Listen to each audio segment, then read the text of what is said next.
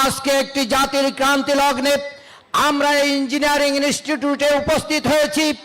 যেই সময় আমরা উপস্থিত হয়েছি, আমাদের সারা দেশের মানুষ আজকে দ্রব্যমূল্যের ঊর্ধ্বগতিতে তাদের নাবিশ্বাস উঠে গিয়েছে।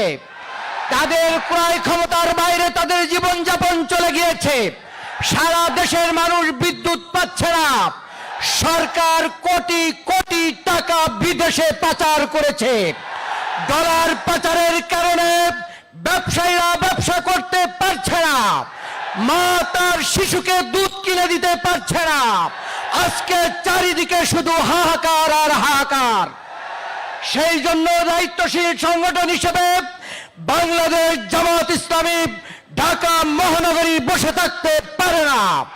আমরা আমাদের সর্বশক্তি দিয়ে আমাদের শহীদদের রেখে যাওয়া কাজকে আমরা আঞ্জাম দিব ইনশাআল্লাহ। এই কেয়ারটেকার সরকার অধ্যাপক গোলাম আজম এবং বাংলাদেশ জামাত ইসলামী তার রূপকার। আমরা এই কেয়ারটেকার সরকার ফেরত চাই, নিরপেক্ষ সরকারের অধীনে নির্বাচন চাই, আমাদের নেতৃবৃন্দের মুক্তি চাই, আমিরে জামাতের মুক্তি চাই, আল্লামা দেলাওয়ার হোসেন সাঈদীর মুক্তি চাই, আমরা সকল রাজবন্দীর মুক্তি চাই। মনে রাখতে হবে, ইউসুফ আলাইহিসসালামকে কারাগারে দিয়ে ঠেকিয়ে রাখা যায় নাই।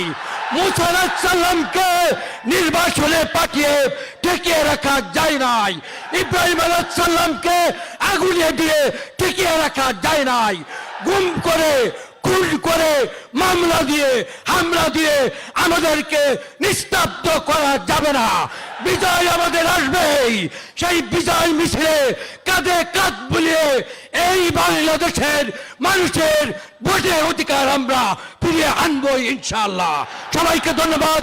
বাংলাদেশ জামাত ইসলামী জিন্দাবাদ।